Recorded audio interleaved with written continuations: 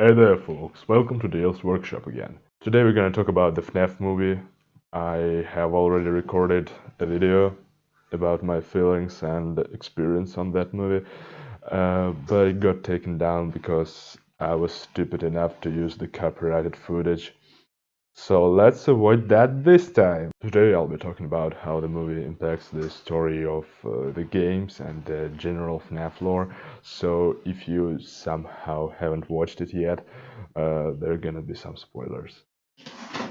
First of all, it's obvious that the movie isn't set in any of the established FNAF timelines and tells its own story.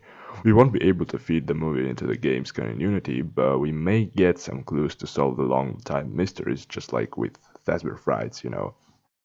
To begin with, the events in the movie take place in 2000s, and the movie meant to kinda parallel the first game in the series.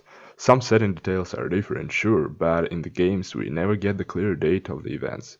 The most common belief is that FNAF 1 happens in 1993, which was calculated thanks to the Mike's salary, but Scott still haven't stated the date clear. Moreover, the date Mike gets his check don't match with the end of his hypothetical work week in 1993, so maybe the events of FNAF 1 take place in the year of 2000.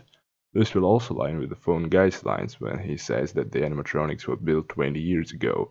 If it was in 1993, those robots couldn't be that old, since we know that first Freddy Fazbear's Pizza was opened in 1983.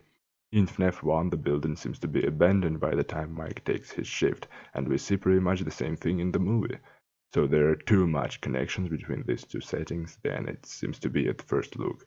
So maybe we finally have the official date for FNAF 1. The second thing is that Schmidt family in the movie has some weird similarities to the Afton family in the games.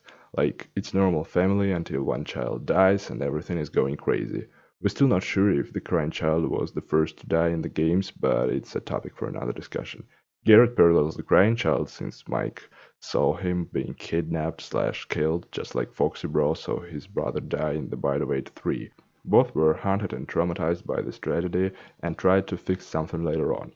So Mike Schmidt would be a movie stand-in for Michael Afton, who still suffers the loss of his younger brother, and Abby is kinda parallels Elizabeth, not just because her name is Danagram for baby, but because she wants to play with dangerous animatronics while Mike and Vanessa don't let her do so, and she ends up in a big trouble.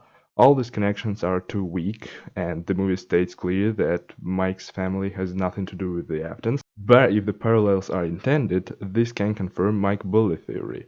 We know the community sorta accepted that Mike Bully is canon, but I still have some friends who are into FNAF and who still believe Mike victim. Of course, Mike Schmidt wasn't a bully, and he loved his brother, and the general storyline is completely different, but you got the point. I've seen some people forcing the theory that Mike's dad is the movie's stand-in for Henry Emily, and that might explain some stuff, but I feel the lack of evidence on this one. While the movie is set in the original game trilogy style, kinda, there wasn't Henry character at all. But if Garrett becomes the puppet in this timeline, this would make sense in the context of first three games. After all, in the Take Cake to the Children, the child-possessing puppet was addressed in the male pronouns, and that's the only FNAF 1 to 3 minigame where Afton drives a car, just like in that scene from the movie. So maybe the sequel will somehow deal with Mike's brother being the puppet the whole time. We hear the puppet's music box in the credits after all. And my last mini theory is about this boy looking similar to the vengeful spirit from UCN. And given the fact that the one you shouldn't have killed was addressed using male pronouns, may mean that the child possessing Golden Freddy in the games is the vengeful spirit, aka Cassidy. So Cassidy was a boy the whole time? All the stuff related to Golden Freddy is too complicated for me, and it always feels controversial, so I'll just leave it here if you don't mind. And that's pretty much all I wanted to say about the FNAF movies lore. There you go. Bye.